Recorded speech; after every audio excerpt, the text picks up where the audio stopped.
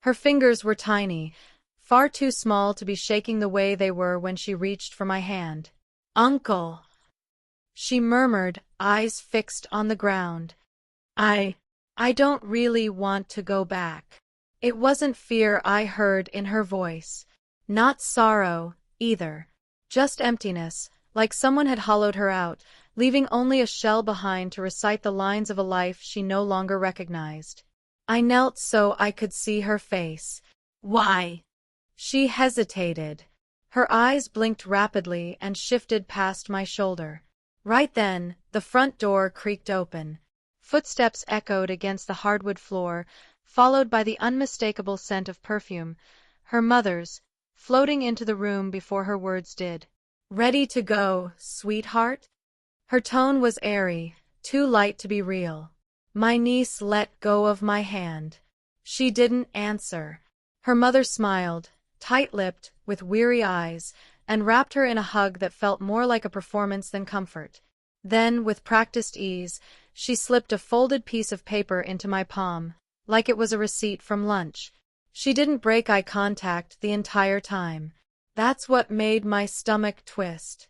I waited, listened until the door shut, until the car engine faded down the street, until the silence closed in like a clamp around my skull.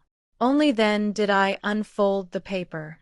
In that moment, everything I thought I understood about my family, my world, split apart. The handwriting was small and rushed. Smudged ink, uneven letters. Still, I read every word. "Uncle, I don't feel safe at home. Sometimes Mommy's friend comes over. He tells me not to say anything. He makes me sit on his lap. I don't like it. I told Mommy. She got mad. She said I made it up. She said if I told you, you'd leave me too." I stopped breathing around the third sentence, not from shock, but because deep down, I already knew. Memories started unraveling in my mind. The way she jumped when someone knocked. How she always asked for the light to stay on at night. That one time she spilled juice and sobbed like she'd committed a crime. I hadn't understood then. But now, everything clicked into place. Still, I didn't call the police. Not yet. You don't charge into battle without knowing where every wall leads. So I started quietly. A casual conversation with her teacher. "She's seemed off lately," I said. "Have you noticed anything?" The teacher paused, then nodded slowly. "She's withdrawn. Keeps to herself. Flinches when men raise their voices." Each word hit me like a hammer. Next, I went through the drawings she left at my place. Crayon sketches of houses with no windows. Figures with eyes crossed out. One showed her standing alone in a corner, with shaky red loops behind her spelling over and over, "Don't tell. Don't tell. Don't tell." Still, I waited. Watched. Dug deeper. The man her mother was seeing, Derek, barely existed online. No job, no photos.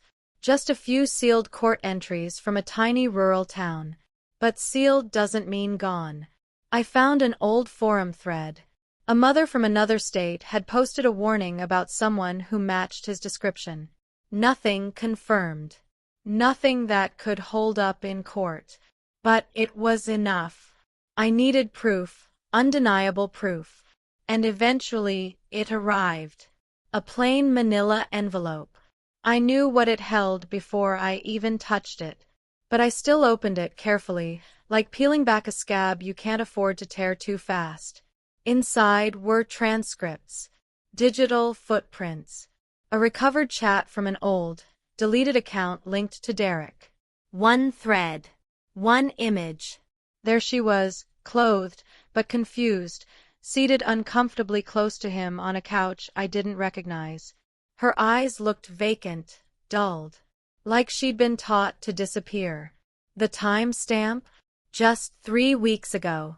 I printed it, highlighted it. Then I called her mother. I didn't yell.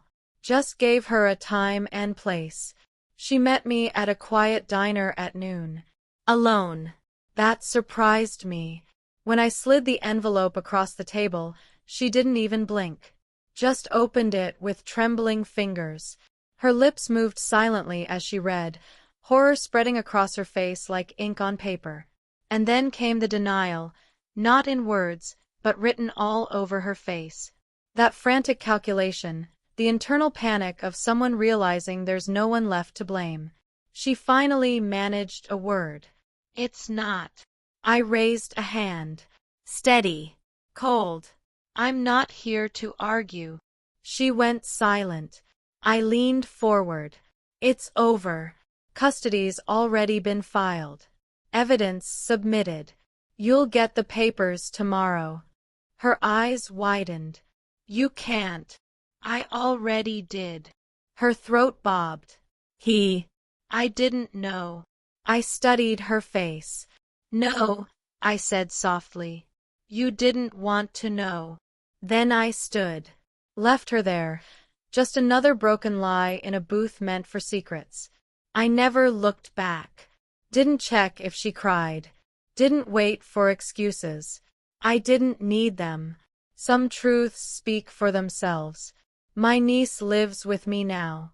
She's quiet, but the flinching has stopped. That's something. I think about it sometimes, the damage silence does to a child. How far it echoes. How deep it digs. But I don't ask her to explain. I just keep the lights on. And when she calls me, I always answer. She's safe now. He's not. And her mother? She learned the most brutal truth of all. You don't shield a monster and expect mercy from the heavens.